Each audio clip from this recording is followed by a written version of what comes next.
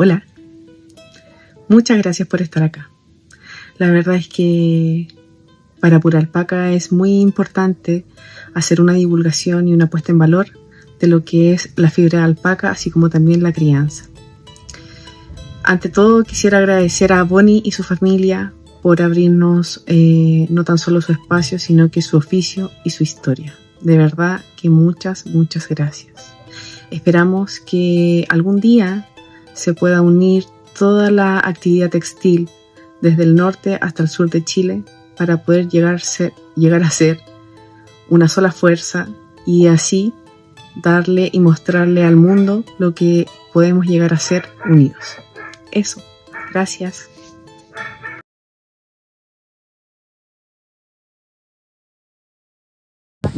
Una de las maravillas de las alpacas es que tienen su cría en el día. No en la noche. No en la noche.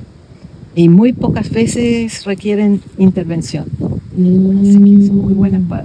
Paren solitas. Sí. Sin asistencia, en el Normalmente fondo. sí. De repente hay una que queda como medio pegado y si uno está ahí, bueno, le da una manito. Pero tuve un solo caso de una cría que tenía, como pasa con los terneros de repente, una mano para atrás y no podía salir. Entonces tuve que meter la cabeza adentro, como lo hacen con los vacunos igual. Y amarrar las dos manos y sacarlo, sí. Si no, no pasaba. Y la madre esa no quiso, estaba muy enojada por el dolor, qué sé yo. No quería su cría y ahí me di cuenta que de nacer en un grupo, si bien tiene sus inconvenientes, porque la cría, a ver, la madre reconoce su cría por el olor. La cría no reconoce a su madre.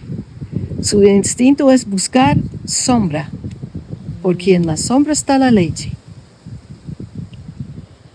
Claro. Entonces puede ser cualquier hembra y puede ser, si nacen, como de repente ocurre, dentro de un galpón, puede ser un comedero que hay ahí de madera. Se confunde. Se confunde. Y esa cría hay que hacer mucho trabajo para que aprenda a mamar en una hembra, en su madre. Patita. Perdí un par de crías y salvé un par de crías porque cuando me di cuenta que se podía orientarla, ponerla en un lugar donde no hay ni una sombra salvo la de la mamá, se pueden salvar. O sea que su sentido del olfato igual está desarrollado. Sí, sí. Entonces,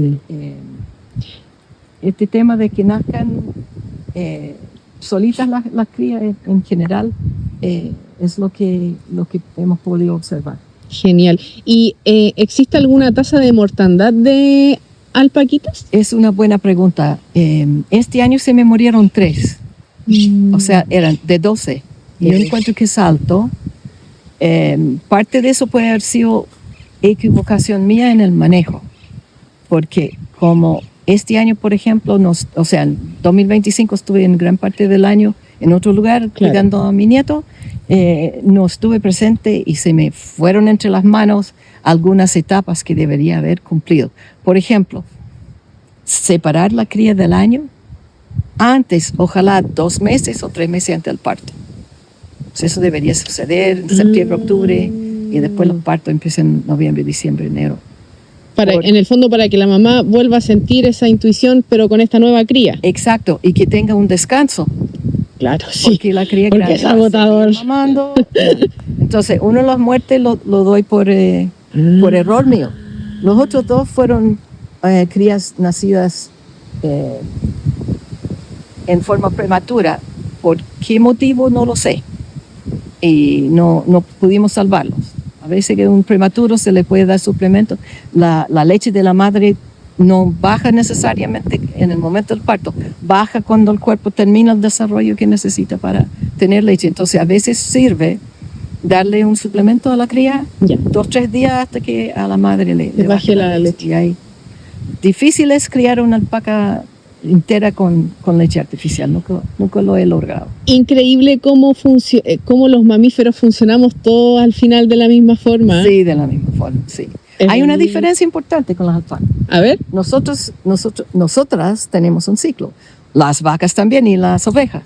La alpaca no. La alpaca tiene ovulación por estímulo. O sea, tiene que tener como una cubierta inicial y de ahí a los 3 días tiene su óvulo disponible. Entonces, cuando se está haciendo eso es un secreto de crianza que estoy revelando. ¡Eso! Cubrirlas una sola vez normalmente no es suficiente.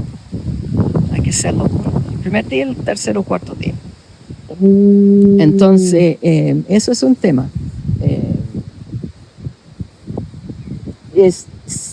Hay otro sistema que funciona muy bien, y es que todas estas alpacas que están aquí lo pasaron, que al 10º día posparto, igual que una yegua, se le puede poner el macho.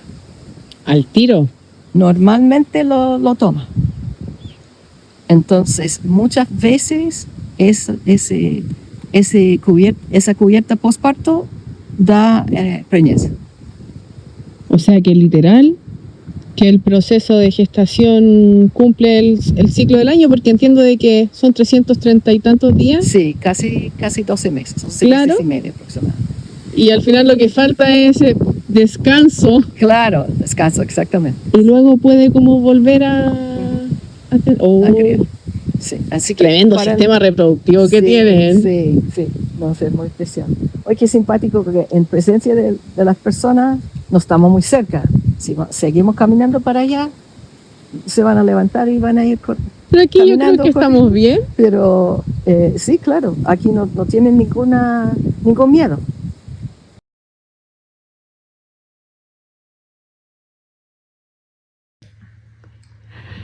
Hola, hola, muy buenas tardes.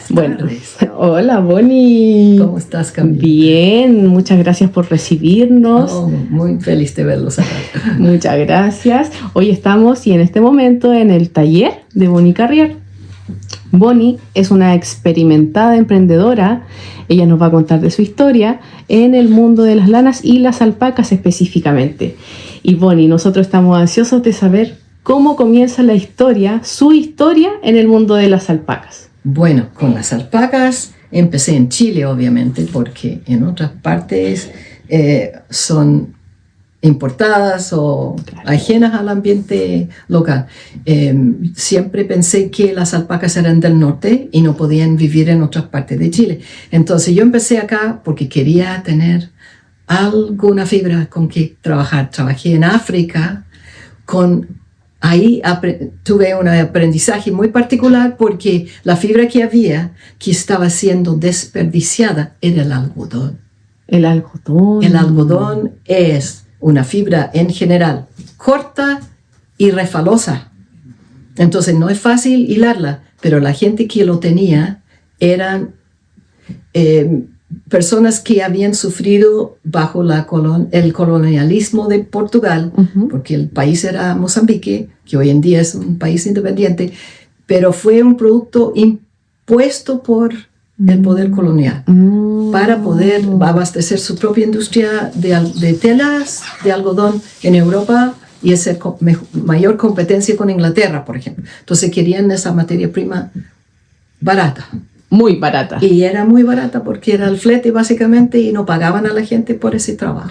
¿Y hace cuánto tiempo ocurrió eso? ¿En qué momento usted se vincula en ese proceso, me imagino, en todo el procesamiento, digamos, del algodón en África? En África, pues yo llegué a Mozambique en el 81, estuve hasta el 85 ahí. Y en ese periodo descubrí esa situación y decidí ver si no podría crear una pequeña actividad, para no llamarlo industria, claro. Es una palabra muy grande, pero llegamos a eso. Me imagino. De a poquito. Entonces, primero tuve que aprender a hilar, pues no sabía hilar. Me autoenseñé a hilar con ayuda de muchas personas y publicaciones y empezamos a hacer una máquina, una rueca, sin saber cómo hacer una rueca, con una pura imagen en una revista.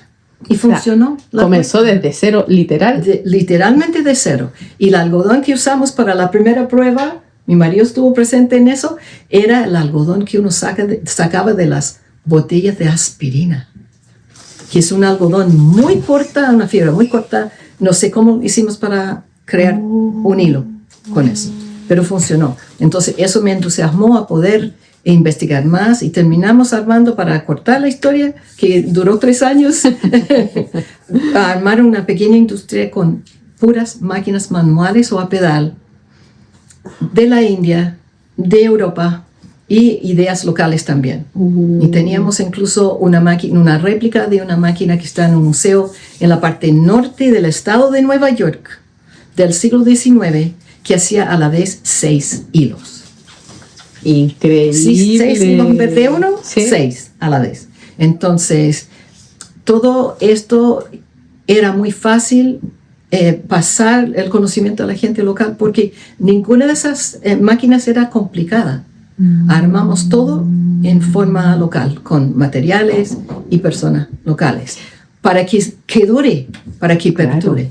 ¿Y cómo fue generando en el fondo esa comunidad que se vio beneficiada con esta tecnología? Porque en el fondo lo que usted hizo fue una transferencia tecnológica a ese territorio. Sí, exactamente. De la India trajimos una pequeña máquina manual que servía para hacer un poco lo que hace el cardador con la lana de oveja o de alpaca acá en Chile, que era rendir paralela al paquete todas las fibras que iban en el mismo sentido, en vez de ser el caos que es una masa de fibra. Y eso era suficiente para poder pasarlo a hilar. Y la máquina para hilar era sin electricidad, una manivela que giraba y permitía hacer un hilo muy fino, que en esa época no se podía comprar hilo de coser. En Mozambique no se podía comprar hilo de coser. Había telas de algodón y la gente para poder... Y había máquinas antiguas de pedal para coser, pero necesitaba el hilo. Y lo que hacían era deshacer las orillas de la tela para poder tener un hilo fino para coser. Y eso obviamente no era muy fuerte. Menos rentable. Claro. Entonces nosotros encontramos la forma de hacer hilo de coser a partir del algodón bruto de la planta, sacar la semilla, ponerlo en el estirador, que lo llamo yo, que hacía ese paquete delgado y paralelo a todas las fibras, y alimentar esa pequeña máquina de hilar. Toda esa tecnología, en vez de inventar nosotros de nuevo la rueda, lo tenían en la India porque trabajaban ya hace siglos con algodón. Entonces pudimos traer también un caballero que sabía hacer todo eso a maravilla y nos ayudó mucho a poder traspasar todo su conocimiento a la gente local. ¿Fueron mujeres principalmente las que se vieron beneficiadas? Sí, mujeres, pero también hombres, porque había una tradición en Mozambique, y es sorprendente de repente si uno piensa, de que la costura se hacía por hombres. Ellos hacían, por ejemplo, los techos. Y también, como había una máquina involucrada cuando se trataba de coser, era un tema de estatus. Entonces los hombres hacían ese trabajo. Entonces para nosotros, yo pensé en un principio, pero ¿para qué voy a enseñar a las mujeres a coser? Eso siempre mantener las mujeres limitadas a las actividades que son de mujeres. Claro. Pero en realidad le introdujimos al mundo de los hombres con eso, a una tecnología que era hasta ahí hecha por hombres. Entonces fue bastante entretenido ver el resultado de todo ese esfuerzo de investigar cómo adaptar tecnologías del siglo XIX antes de la industrialización, porque no había electricidad, no teníamos otro remedio y no teníamos una población acostumbrada a trabajar en la industria avanzada. Y poquito a poco en el fondo se fue incorporando estas prácticas y me imagino que en el lugar en donde se desarrolló este proyecto quedó como incorporado dentro de sus actividades. Es muy difícil mantener la comunicación con un país, con personas en un país como Mozambique, que todavía le falta un poquito para llegar a tener un nivel de vida comparado a lo que hay en Chile, por ejemplo. Claro. Le falta bastante. Entonces, se viene de África a Chile. A Chile, directamente. Y con el nacimiento de nuestra hija, la búsqueda de un hogar, terminamos aquí en Tehualda. Perfecto. Acá quise tener la posibilidad de seguir, porque yo empecé a tejer con palillos a los 7 años de edad. Entonces, siempre me gustaba la artesanía. Mi mamá era muy diestra con la aguja. Ella hacía quilts, por ejemplo, a mano, todo a mano. Todos los pedacitos, ella tenía su sistema y después lo estiraba en un marco de madera y lo iba poniendo todas las pequeñas costuras que mantenía ya plana y muy acogedora la frazada, digamos. Entonces, entonces la visión del desarrollo textil o de la actividad textil, como usted lo llama, viene desde muy chiquitita. Muy chiquitita, sí. Entonces yo quería ver si esto de que aprendí para poder traspasar el conocimiento en África de hilar, si podría ser lo mismo acá, pero ya con las fibras locales, que en este caso era lana de oveja. Así que me compré algunas pocas ovejas, pero en esa época ni tiempo tenía para poder hilar. Y tenía que aprender las diferencias con el algodón que había sido mi materia prima inicial. Entonces, con el tiempo, supe que también las alpacas podían criarse en el sur de Chile. Entonces, ahí se me inspiró mayormente y me motivó a buscar dónde podría conseguirme algunos pocos animales. Los compré al final en un criadero, el macho en uno y las hembras en otro criadero, alrededor de Temuco, en la zona de Temuco. O sea, ya estaban adaptadas al ambiente sureño, digámoslo así. Claro. Entonces pasó del algodón, luego a un periodo de transición a las ovejas, y luego llega a las alpacas. A las alpacas, sí. Cuéntenos, Bonnie, ¿con cuántas alpacas comenzó y cuántas alpacas tiene hoy?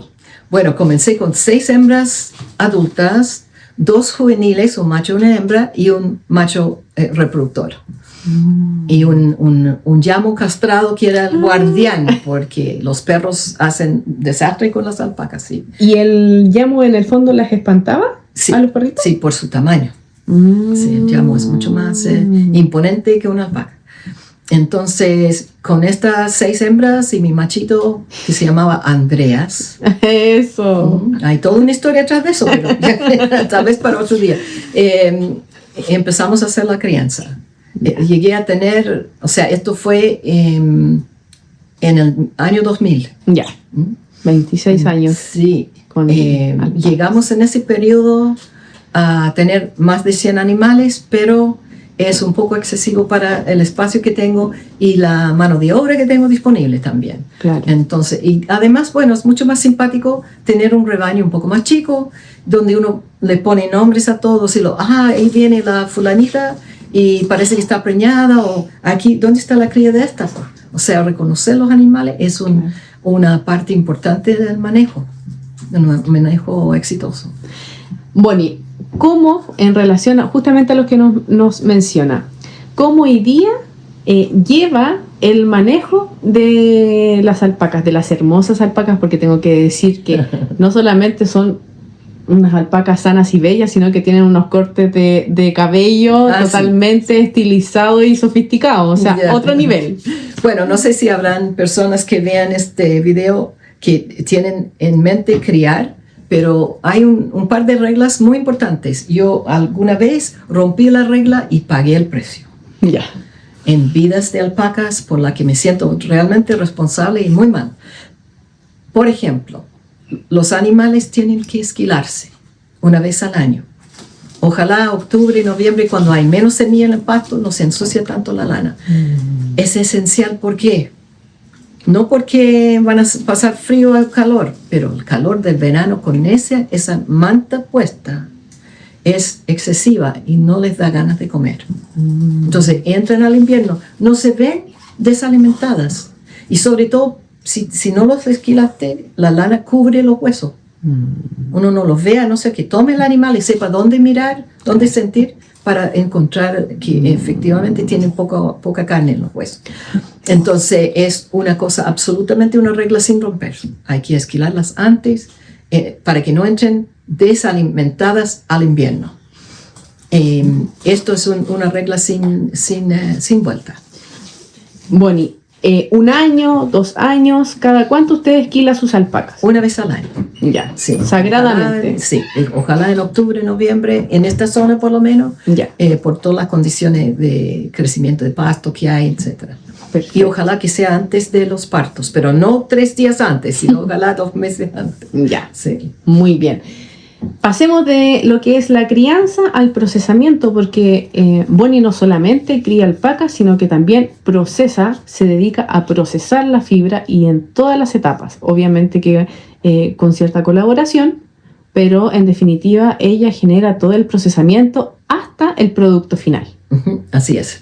Bueno, lo primero que hay que hacer, ojalá durante la esquila, tener gente que sepa sacar lo peor de lo que es pasto, sobre todo las semillas que se rompen después en el proceso y hacen mucho más contaminación que si lo saca con la manito, así nomás, al principio. La señora Eliana vino a mostrar cómo hacemos el siguiente paso, que es una pre-limpieza al cardado. Vamos. Mira qué puntual, ¿verdad?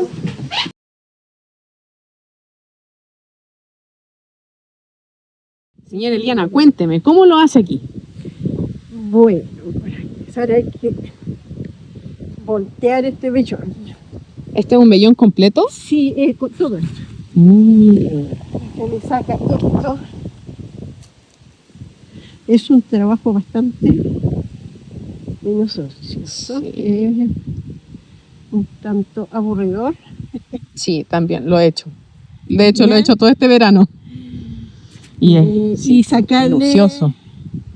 Y las puntitas quemadas las también. puntas quemadas. Sí. Y cuando ya lo tenemos más o menos en buenas condiciones, semilimpio, entonces soltamos y Ya. le damos un par de golpes. Ya. ¿Ocupa la varilla o no? No, Ya, así nomás. así nomás. Así solamente y lo giramos de un lado para otro para poder que caiga el polvo. Ya. Y eso, sí, no es más que eso. ¿Qué ocupa tijera en algún momento Claro, cuando hay aquí? que cortar lo amarillo, las puntas más feas, o cuando hay un pedazo que realmente no se puede limpiar, que está muy espeso, Ya. ahí ocupo tijera para cortar eso.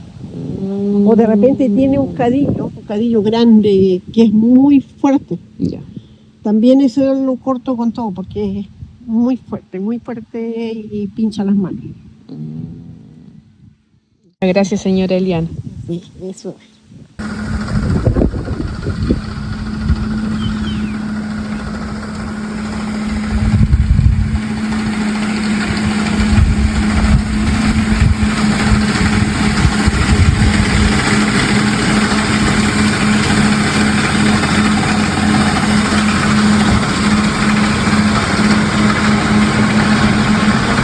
Pero ojalá lo podamos ayudar con eso también algún día. Ahora estoy grabando. Ya. Entonces ahí se me va a cortar.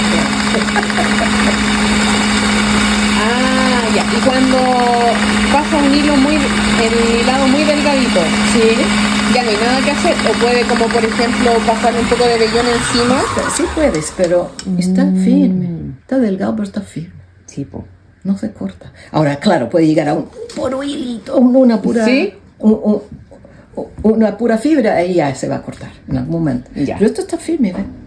Sí, a No mí se se me ha corta tan cortado fácil. por sobretorsión. Y eso es lo que eso no es logro peor. controlar. Sí, bueno, cuando se sobretuerce, lo que hago yo es paro el motor y paso la torsión más arriba. Voy haciendo esto. Ya. Ya. Hasta ahí llega bien firme.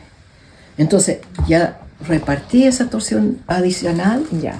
Y se Hasta queda aquí. sin exceso de torsión en el Entonces, ingreso. antes de seguir hilando, porque si empiezo al tiro, se me va a volver a sobretorcer. Paso este hilo que ya sé que es firme, lo paso para adentro. Manual. Claro. Y después empiezo de nuevo. Todo eso tiene solución.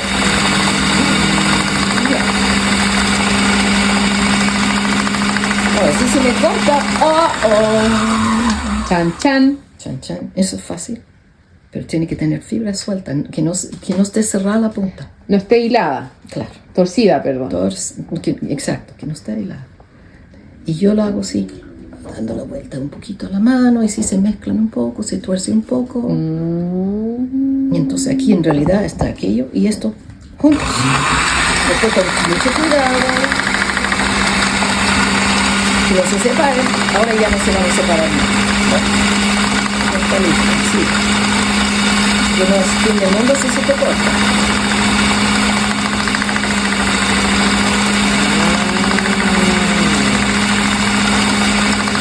yo intento hilar más grueso, pero la verdad que la alpaca quiere estar delgado. Y lo otro es que siempre hay una pureza por aquí y por allá, y si lo haces grueso, van a quedar adentro. Y se van saliendo de repente, en cualquier momento, en el lavado incluso, van saliendo hacia la superficie. Y es feo, y de repente son ásperos también. Y duelen a veces porque son puntitas. Sí.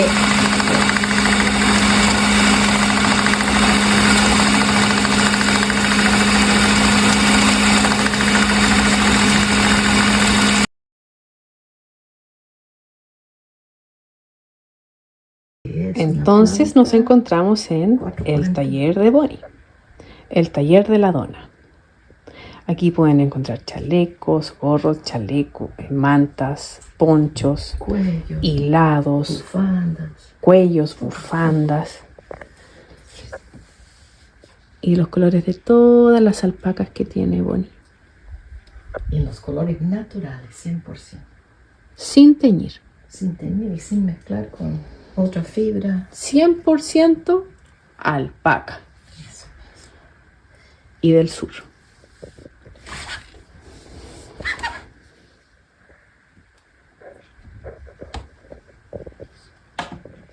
Mi bufanda dijo, ¿por qué estás haciendo todas esas cosas, no sé qué, complicadas, sofisticadas, no sé qué, y no tienes la cosa más sencilla?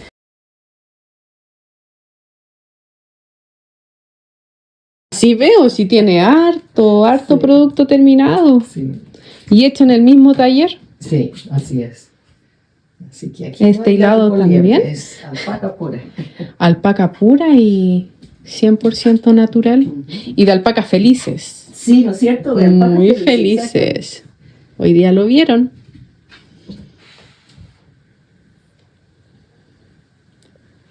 Bonnie, le quiero agradecer por todo su apoyo, su disponibilidad. De todo corazón se lo agradezco por mantener vivo este oficio ancestral y en el sur de Chile. Qué mejor. Muchísimas gracias. Ha sido un agrado muy grande Para poder nosotros compartir también. esto contigo, que también veo que estás muy entusiasmada y es algo que a mí me encanta compartir con gente que le gusta el tema de los textiles artesanales. Así que muy agradecida de su visita también. Sí, agradecida también de toda su generosidad, del conocimiento valioso que hoy día me entregó, porque realmente eso sí que cuesta encontrar. Así que muchas gracias. Gracias a ustedes.